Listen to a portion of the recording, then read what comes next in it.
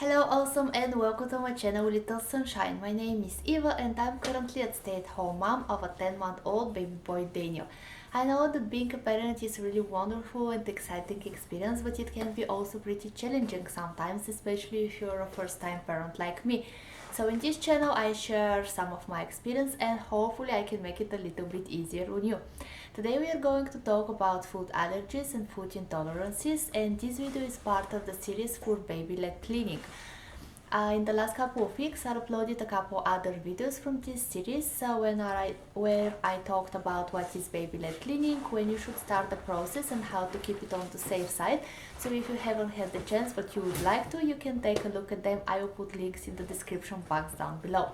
Before we begin, please know that I am not a doctor, neither a nutritionist, so if you have any concerns, please always consult your doctor first. Okay, so let's get started.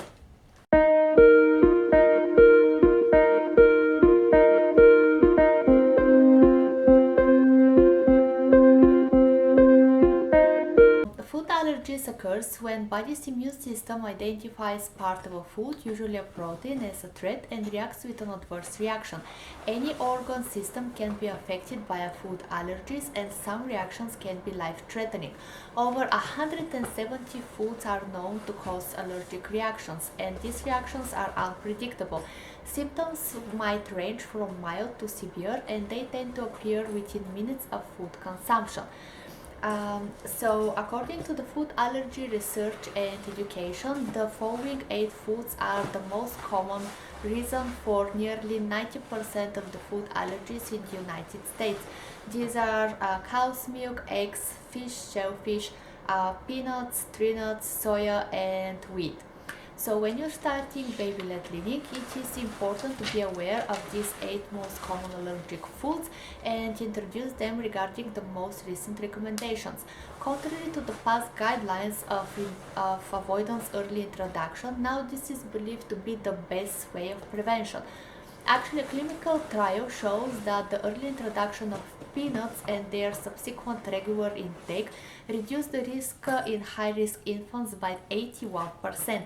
Anyone of any age, race, or background can develop a food allergies. However, having a history in the eczema, asthma, any food allergies, environmental or seasonal allergies increase the risk. And it is a good idea to have an early discussion with your pediatrician where your baby is considered at high risk, because research shows that the infants who benefit the most from early introduction are those with known high risks. So allergic reaction can range from mild to severe and they tend to appear within minutes of the food consumption. However, some symptoms might appear a couple hours later. Also keep in mind that sometimes human's body needs to be exposed to specific food multiple times before they actually develop an allergy, and so basically your baby might consume specific food multiple times before they actually show any negative reaction to this specific food. Also, some of the systems occur alone, and sometimes you can see them in combination. Mild to moderate symptoms are considered a few hives or red warm raised welts on the body, or itchiness around the mouth or face, vomiting and nausea, diarrhea, stomach pain, repetitive coughing, or a lot of health or welts all over the body. And about severe symptoms, these are considered swelling of the lips, tongue and throat, difficulties breathing and slowing, loss of consciousness, sudden tiredness, weakness. So if you notice any mild or moderate symptoms in your baby, contact your doctor, your pediatrician, who might refer you to an allergy specialist for further evaluation. Also, it is a good idea to have some antihistamine solution like Benadryl. I'm sorry if you hear any back noises, this is because of my son Daniel. Please avoid any back noises you hear. Okay, so as I was saying, it is a good idea to have some antihistamine solution at home, like Benadryl, in case your doctor recommended to ease your child's system. And in case you notice any severe reaction or anaphylaxis in your baby, call 911 and seek immediate attention immediately, because epinephrine is the only medicine who can treat anaphylaxis, and it should be administered quickly. Benadryl will not treat anaphylaxis.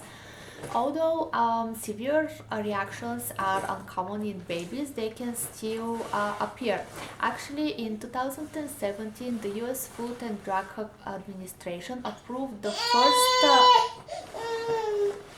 Would you like to come and say hi to the camera? Okay, come. This is Daniel. Say hi. Say hi. Hi. Okay, so as I was saying, in 2017, the US Food and Drug Administration approved the first epinephrine auto-injector called EpiPen. So if your baby is considered at high risk of anaphylaxis, an EpiPen might be prescribed in order to ease symptoms in case of emergency. So working closely with your pediatrician and allergist will be the best way to create an emergency plan action in case of emergency. So if you notice a reaction to any food in your baby, please never try to diagnose it yourself. Among with other risks, this can lead to unnecessary elimination of healthy foods. Of a big help to your pediatrician and allergist will be your close tracking and recording of any symptoms you consider might be food related. Okay, so let's talk a little bit about food intolerances. So food intolerances and sensitivities are all often confused with food allergies because they can look and feel the same. And all contrary to the food allergies that are caused by the immune system, food intolerances are usually caused by the body's inability to process or digest a specific food. Symptoms might vary, and they are usually gas, bloating, diarrhea, constipation, cramping. So although the food intolerances and sensitivities are uncomfortable, they are not life-threatening, and they can be triggered by multiple different triggers like food colors, additives, preservatives. So the best prevention will be for you to try to make as healthy choices as possible. Try to stay away from processed foods, any fast foods or canned packed foods. This will be the best for your family and especially for your baby. You can also take a look at the list called Dirty Dozen and Clean 15. So Dirty Dozen is a list of vegetarian fruits that expert of non-profit says contain very high levels of preservatives that can be concerning. And these same experts, they also publish another list called Clean 15, where they say which are the 15 veggies and fruits that contain pretty less quantities of preservatives when they are grown conventionally.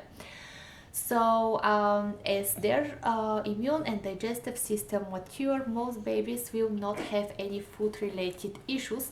However, if you notice any reactions to specific food in your baby, just keep a close look at them and discuss them with your pediatrician, who might advise you what is the best way to proceed.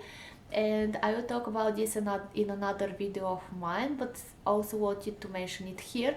When you start baby-led cleaning and introduction of solid foods to your baby at all, it is a good idea to think simple, like try simple ingredient foods, like you can try potatoes, sweet potatoes, carrots or squash. Just introduce one food at a time and wait between 3 and 5 days in between. This way, if your baby shows any reaction, you will know to which food exactly is this reaction.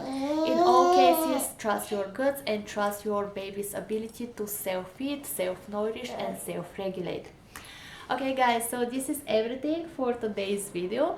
I hope you find this information helpful, and if you do so, please do me a favor and click the subscription button down below so you never miss a video, and stay tuned because in the next weeks I will upload most video from this series about baby-led cleaning. Okay, so have a great day, thank you, and I see you soon. Bye!